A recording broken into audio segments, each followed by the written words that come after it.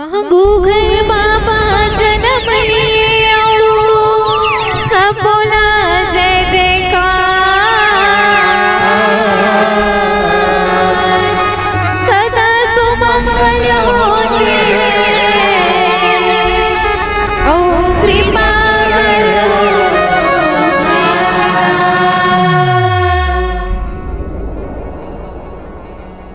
पहले मैं सुन रहा हूँ पापा ना गुरु बाबा ना वो सत्य के ज्ञानी देवैया पहले मैं सुन रहा हूँ पापा ना गुरु बाबा ना वो सत्य के ज्ञानी देवैया मुझे बता दे ज्ञान सपना लावो मुझे बता दे हाथ सपना लावो सुख सत्य के देगा देवैया बोलो कैसा चला सुख सत्य के देगा देवैया बोलो कैसा चला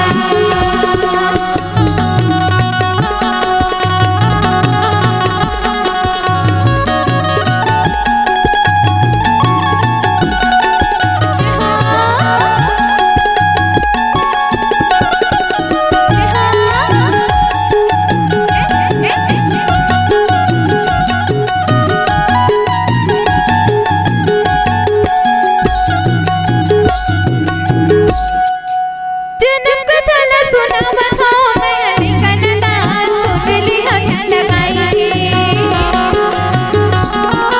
जन्म कथा ला सुना मथा मैं हरि कनदान सोच ली हया लगाई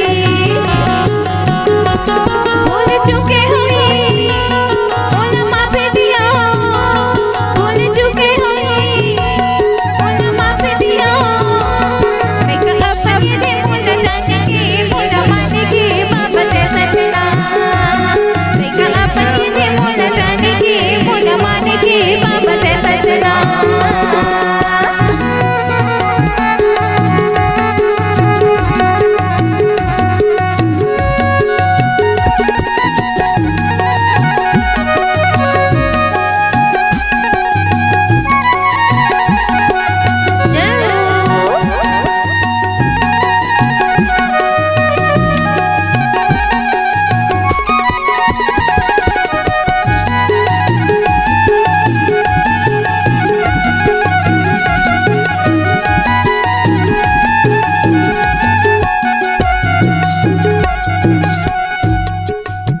नाने बालक के आज सुखर छठी मनावत है गिरौदपुरी वासी माँ गिरौदपुरी गांव माँ गिरौदपुरी की वासी मन सकलाए हावे ओ का होत है नाना जी ओकर अंगना चारों मुड़ा में जगमग जगमग अंजोर हो गए ओकर अंगना में आनंद मंगल मनावत है सोहर छठी चलत है घर में ओ नाने बालक के सोहर छठी मनावत हवे ओ नाने बालक के आज छठी मनावत है तो ही ना का कहत है जो जिस समय कर फिर माँ गुरु बाबा के वो सोहर छठी मनावत है जो जिस समय कर फिर माँ यदि फिर माँ वो गुरु की छठी मनावत है बाजे पति पिता सब माँ कन्हैया बाजे पति पिता यदि माँ दरिया सब मगन हो गए यदि नाचते बाबा जैसा चला सब मगन हो गए यदि नाचते बाबा जैसा चला गुरु जी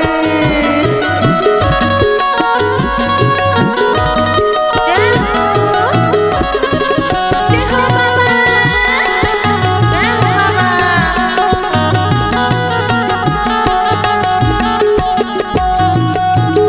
ओ नाने बालक अच्छा। कतिक सुकर दिखत रहा है मोर नाना चंदा सूर्य के समान झलकत है ओ नाने बालक कतिक सुकर दिखत है सुकर दिखत है ओ ओकर काया जो जे परत हवे परत है दगर दगर परत है दगर दगर चंदा सूर्या के समान ओकर चेहरा है तो ना परत है दीदी। हाँ गोरी गोरी गाल हवे ओकर औ घुंघरालू घुंघरालू बाल हवे गोरी गोरी गाल औ घुंघरालू घुंघरालू बाल जैसे बाल कत्तिक सुघर दिखत है नानी बालक हाँ ओ महंगू के लाल हाँ उहिला माता अमृति ना सुंदर पलना झुलावत है पलना झुलावत है तो उहिला का कहते रागी का कहते क्या कहते वो पल्ले ना मामा तेलल ना लोरी गावे हो पल्ले ना मामा तेलल ना लोरी गावे हो पल्ले ना मामा तेलल ना लोरी गावे हो पल्ले ना मामा तेलल ना लोरी गावे हो लोरी गावे हो दाई लोरी गावे हो लोरी गावे हो दाई लोरी गावे हो पल्ले ना मामा तेलल ना लोरी गावे हो पल्ले ना मामा तेलल ना लोरी गावे हो पल्ले ना मामा तेलल ना लोरी गावे हो पल्ले ना मामा तेलल ना लोरी गावे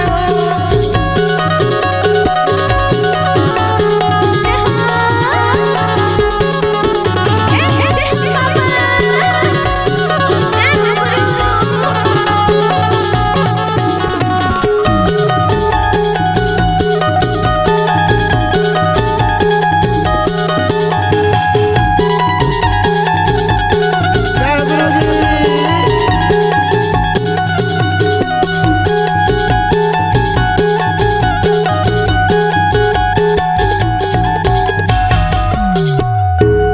काहे कर बाबा सुंदर पलना बने चंदन बाबा सुंदर पलना बने चंदन लकड़ी के पलना बने चंदन लकड़ी के पलना बने काहे कर बाबा सुंदर पलना बने काहे कर बाबा सुंदर पलना बने चंदन लकड़ी के पलना बने चंदन लकड़ी के पलना बने रेशम की डोर लगाए ना रेशम की डोर लगाए ना पलना मामा तेलल ना लोरी गावे हो पलना मामा तेलल ना लोरी गावे हो पलना मामा तेलल ना लोरी गावे हो पलना मामा तेलल ना लोरी गावे हो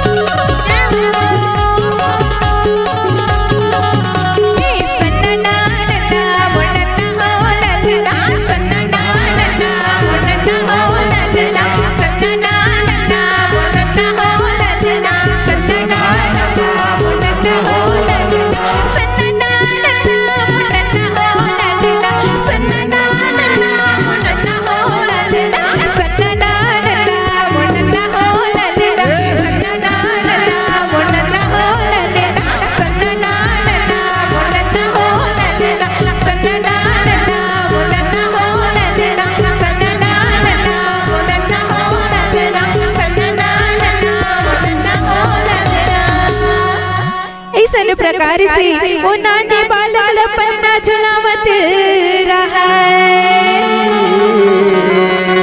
वो नानी बालक ला सुंदर पन्ना झुलावत है माता अमृति ना गिरौदपुरी के दाई दीदी मस जमोझन ओकर अंगना में सकला घर सकला है हाँ ओकर अंगना में वो नानी लइका ला पन्ना झुलाए बर सकला पलना है झुलावत है और ओत के समय में अच्छा माता अमृति न पिता गुरदास के अंगना में उस पूरा सा जोगी के भेष में आते जोगी के भेष में आप पहुंच जथे दीदी।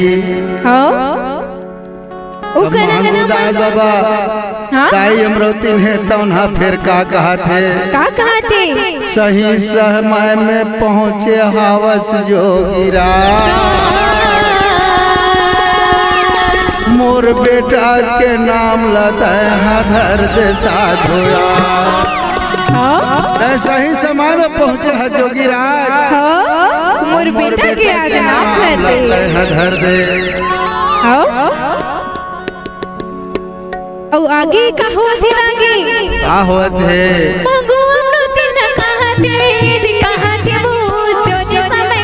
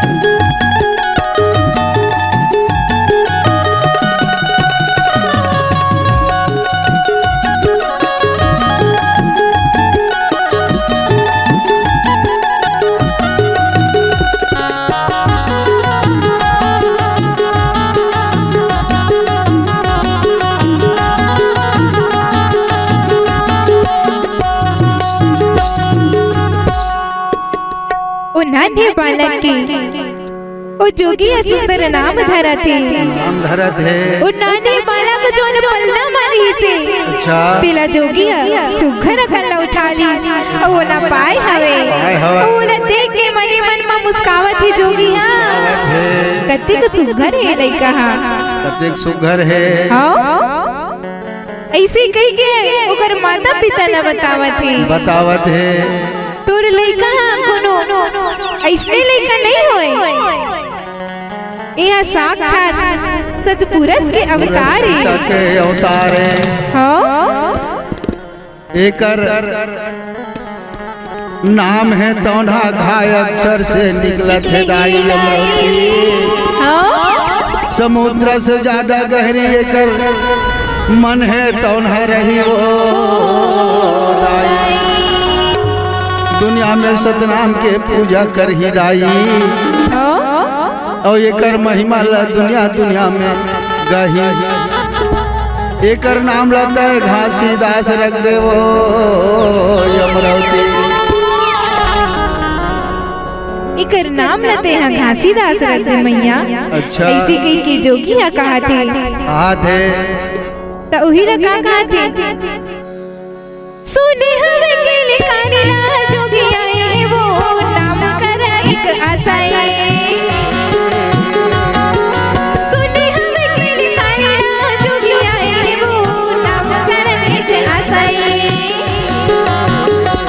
हरे नाम हंसे जोगी हंसे हंसे हरे नाम हंसे जोगी हंसे हंसे एहा मुक्ति के मारा बताई वो ये बताई वो बोलो जय सजना। एहा मुक्ति के मारा बताई वो ये बताई वो बोलो जय सजना।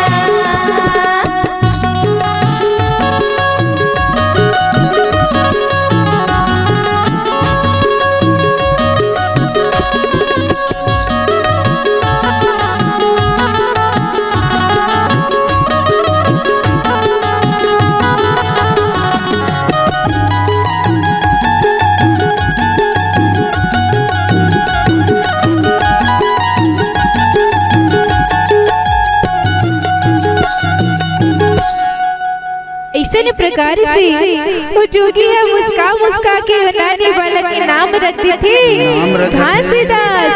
तो बोलिए परम पूज्य गुरु घासीदास बाबा की जय। बोलिए सतनाम की जय। किरणपुरी के रहैया ये गुरु बाबा वो भंडारपुरी के रहैया किरणपुरी के रहैया ये गुरु बाबा वो भंडारपुरी के रहैया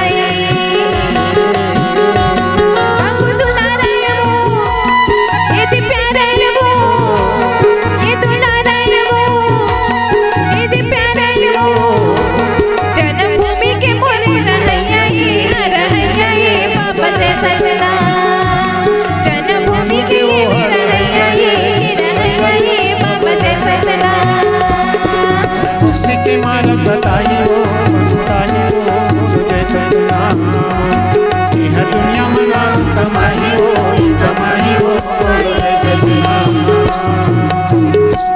जय सतना जय सतना। ओ गिरोधपुरी गाँव में गिरोधपुरी के नर नारी मना मन में श्रद्धा लगा के ओकर अंगना मांगे हैं। मन में सुकर करा श्रद्धा लगा के ओकर अंगना में जुड़िया है। ओ नाने बालक न देखे वर जुड़िया है। तो अब एक ठन भजन सुनसन। मन में श्रद्धा ज्योति जलाए। मन में श्रद्धा ज्योति जलाए। भूया ना पत जाते तोरे दुआरे आए ना तोरे दयाला बाबा तोरे दुआरे आए नारी तोरे दयाला साहेब पातीला। मन में श्रद्धा ज्योति जलाए। मन में श्रद्धा ज्योति जलाए। भूया ना पत जाते तोरे दुआरे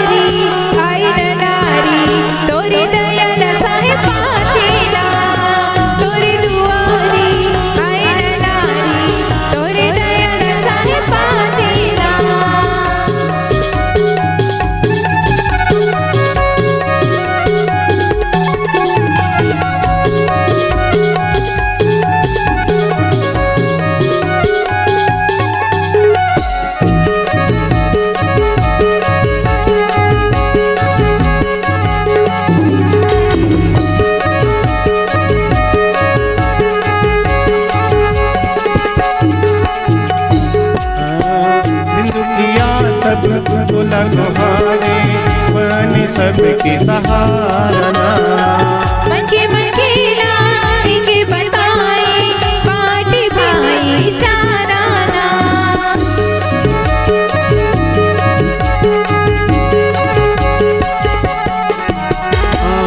दुखिया सब तो लगो हारे बाटे भाईचारा ना। मन के लाने के बताए बाटे भाईचारा ना। चरण परे जमो पराने, चरण परे जमो पराने, मंगल पंथी गावेला। तोरे दुआरे आए नारे तोरे दयाल साईं तेरा। तोरे दुआरे आए नारे तोरे दयाल साईं तेरा। मन में श्रद्धा ज्योति जलाए, मन में श्रद्धा ज्योति जलाए, पूजना पथ जाते ना। तोरे दुआरे आए नारे तोरे दयाल साईं तेरा।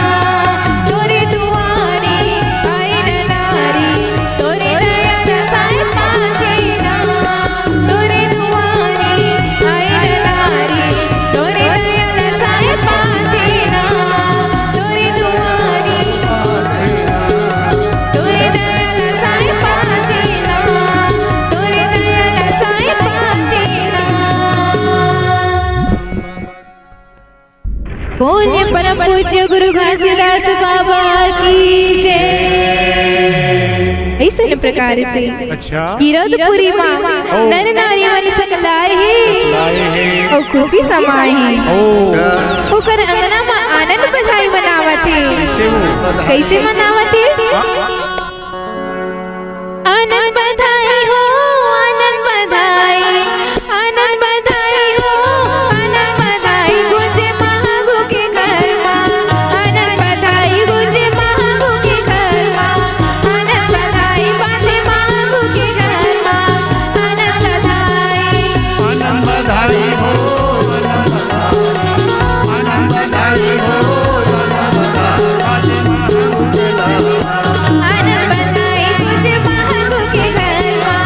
आनंद बधाई बाजे महागु के घर माँ। आनंद बधाई गुंजे महागु के घर माँ। आनंद बधाई बाजे महागु के घर माँ। आनंद बधाई। ऐसे प्रकार से ओकर अंगना में अच्छा आज आनंद मनावत है, मंगल मनावत है, सोहर गावत है, बधाई मनावत है। हो आगे का होत है रागी। हुआ थे दीदी।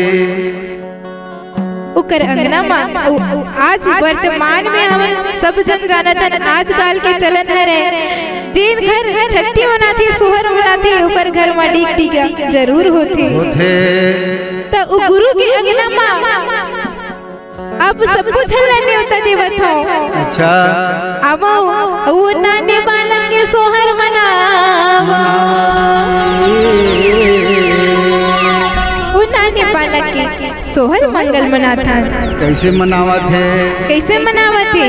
हाँ धन धन मैया तोरे अंगना उदाई, तोरे अंगना वो मैया।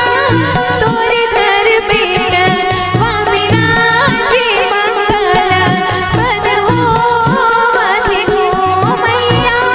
तोरे घर बेटा वामिराजे मंगल पद होवत हो। ऐसे प्रकार से ओकर अंगना में सोहर मंगल मनावत हवे। और सब कुछ है जुड़िया है सकला है। और गांव के वासी मना वो नानी बालक ने झूलना झुलावती पलना झुलावती। तभी लगा का थी रागी डिगा डिगा डिगा हो डिगी डिगा गुरु लंगलावा हो जमाई पिला।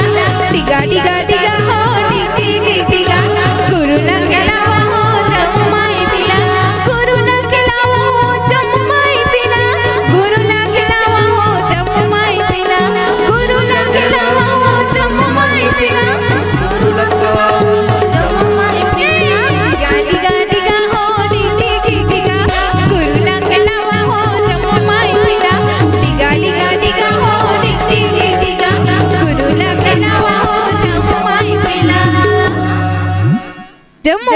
ला आई ओ गुरु ला झुलना झुलावती ओसरी पारी ओसरी पारी हो ओ का कहते मोला निकला गे बेटा फूल सही चेहरा तो मोला निकला गे घासी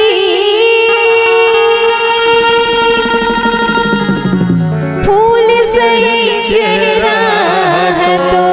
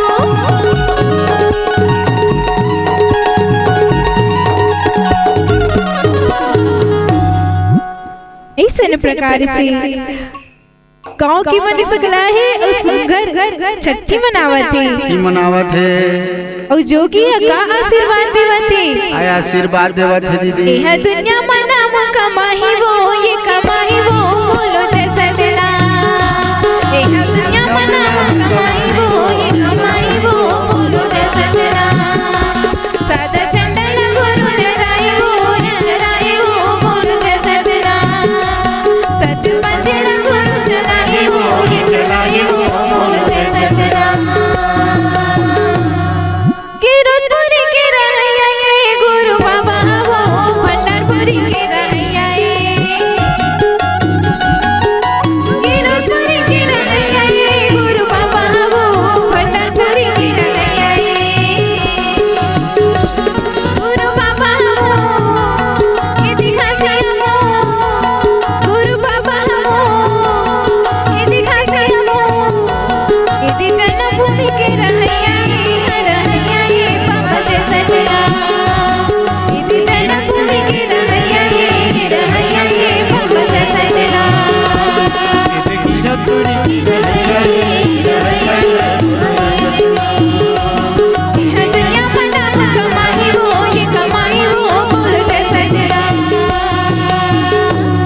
जय सतना जय जय सतना।